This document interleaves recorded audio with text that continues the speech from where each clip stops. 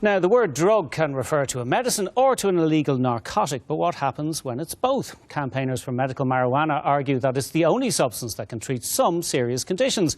Opponents warn that making it legal could cause serious problems. Richard Downs has been hearing both sides of the argument. Cannabis, marijuana, it's been around forever, but was only outlawed in the 1970s. The burning weed with its roots in hell. Times change, and as more claims are made about the medicinal benefits of cannabis, people are travelling to the States and calling for change here. Do you want your son stoned, or do you want him in hospital having seizures? He's not stoned. He can't get stoned from the medication. But what type of legislation? Many doctors here are against a free-for-all. There's a whole regulatory framework before a drug comes to the market that proves that it's effective and safe. And unfortunately, the cannabis thing has not gone through that.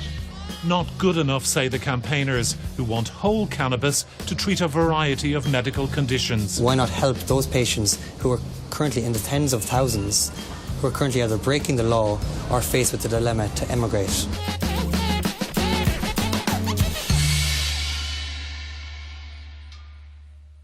We've heard an awful lot about the harm that cannabis can do, particularly high-strength varieties and the impact on young brains in development. But because of changes in the law in the United States, Irish parents are doing something that they never thought they'd do. They're medicating their very young, ill children with cannabis.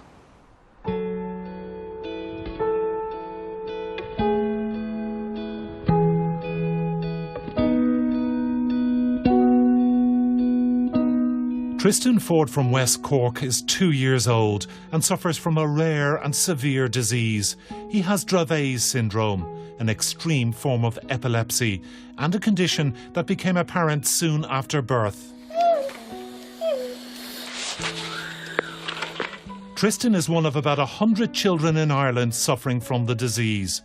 An infant can have a dozen seizures in a day and more while asleep. Tristan's sick. Only 8 in 10 children with the condition make it to adulthood, and the long-term effects of Dravet's can be severe. The quality of life for kids that have Dravet syndrome generally is not good. They have serious developmental issues, walking, talking, things like that, just basic stuff that we take for granted. I'd say he was getting about 10 or 11 medications in a day, but he was still having between 15 and 20 seizures a day. His parents fundraised relentlessly to get Tristan the medical attention they believe he needed.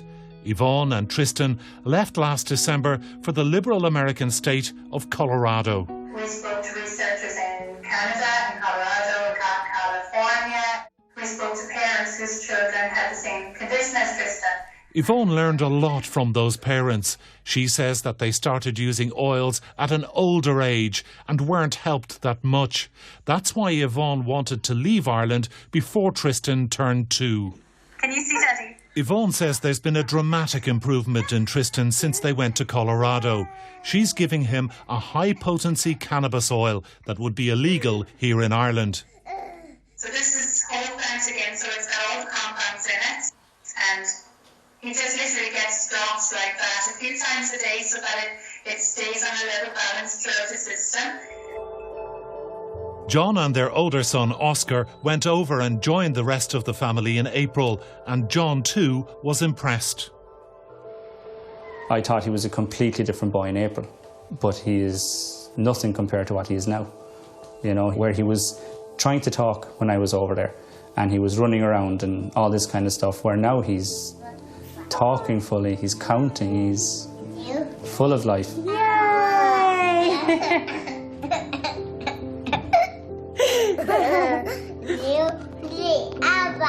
Papa. For me, I don't worry as much. And I'm a worrier, but I don't worry as much. He can do things that he wants to, you know, playing outside, just little things. And because of cannabis, he can be included in his friends and parties and everything else. John and Yvonne are convinced that cannabis is the reason Tristan has improved. But it's important to note that there's been no scientifically recognised trial on these treatments. That's the gold standard for any medicine. And most medics remain sceptical in the absence of such trials. We only know of individual cases. And again, you may say that it's protectionism, it's conservatism, whatever you want to call it, whatever people want to call it. But, our training is strongly against using that sort of anecdotal evidence to treat. Here in Ireland, cannabis is illegal. It's a controlled substance. Growing, possessing and dealing in cannabis are all offences.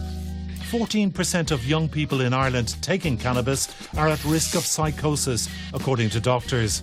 It's at the centre of a vicious gang culture and is considered by many professionals to be a gateway drug, the beginning of a debilitating drug dependency.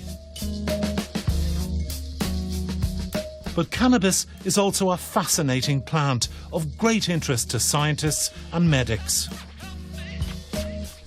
Cannabis produces 85, at least, different types of cannabinoids. And they are really, really important because there is a really sound amount of information and published papers showing the benefits of using them in medicine. They could be used to treat, for example, the symptoms of MS, very acute types of pain, really chronic pain that are very difficult to be treated. Neurologists are also in favour of more research into cannabis. I think we need to take a sensible, evidence-based approach to this. We need to know if we're using either the extract or the plant in its entirety, what actually we're doing, what we're allowing onto the market in anywhere in Europe. And we need to regulate that very tightly because there are potential risks as well, but there are also potential benefits. Of the many well-understood chemicals in cannabis, two stand out: THC and CBD. THC gives the high that cannabis is famous for. CBD has no such effects but helps with muscle spasms, amongst other ailments. There's a company in the UK called GW, which is using cannabinoids as potential therapeutic agents, and they already have one compound on the market for multiple sclerosis, and a second compound has just finished a clinical trial for epilepsy. Sativex has been licensed in Ireland, but it's not yet available due to a dispute over the price. The other new cannabis-based medicine for epilepsy, Epidiolex, is moving towards licensing. Both are low in THC. Denver, Colorado. Ground zero for cannabis legalization and home to a booming tech sector in what could be called the Silicon Valley of weed. In parts of the United States, it's gone a lot further than pharmaceutical products. As many as 24 individual states have legalized cannabis for medical use. But it remains illegal in federal law, which means that people can use it in certain locations, but they can't move between states. Colorado has become a magnet for those who believe cannabis will help their medical conditions, including epilepsy. State and Colorado, the two first states to usher in. At a medical cannabis conference here in Dublin, we met American journalist Charlo Green, who became an overnight internet sensation when reporting on the Alaskan Cannabis Club on live television. To continue to grow the medicine that they need. Now, everything you heard is why I, the actual owner of the Alaska Cannabis Club, will be dedicating all of my energy toward fighting for freedom and fairness, which begins with legalizing marijuana here in Alaska. And as for this job, well, not that I have a choice, but fuck it, I quit. All right, we apologize for that. Until then, no one knew that Charlo Green herself was the founder of the Cannabis Club, which helps people to get access to medical marijuana. No, I love it. I love it. I met patients in Alaska who were literally dying, school teachers, grandparents, all of them risking their freedom to access medication. Charlo Green was last week charged on serious drug offences in Alaska. But even that hasn't stopped her campaigning zeal. I met an Irish citizen, Yvonne Callahan, in Denver, and her son Tristan, two people that had to leave their entire lives behind because he wouldn't have had access to medicine that would have stopped his intense seizures. So the fact that you have your people leaving, fleeing, refugees to the States to try and save their lives, that's not right. It shouldn't sit right with any Irish citizen.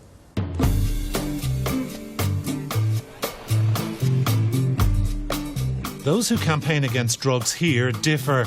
Bernie McDonald fears that legalising cannabis will simply lead to an increase in use. And she says that has been the experience in California, where it's been available for decades. They're telling us that in all ages in California, use of cannabis has gone up. The trends are very disturbing around the whole proliferation of dispensaries now supplying medical marijuana to communities, to individuals and that. And they have just shot up. It's a huge commercial industry now. The profile of the medical marijuana user, you know, it wasn't what I thought it was going to be. A 32-year-old white male, no history of any sort of life-threatening illness, but a history of drug and alcohol misuse. In the absence of a liberalised regime, there is still some scope for using cannabis-based products, even here in Ireland. Generally, they have a very low THC content and as a result are of no interest to recreational users. There's simply no buzz. But for years, informal chemists have been putting together products which they believe help people with various ailments, and some have shown promise. The original preparation used to treat the severe symptoms of epilepsy, Charlotte's Web, has been available in Ireland for some time now, and it's perfectly legal.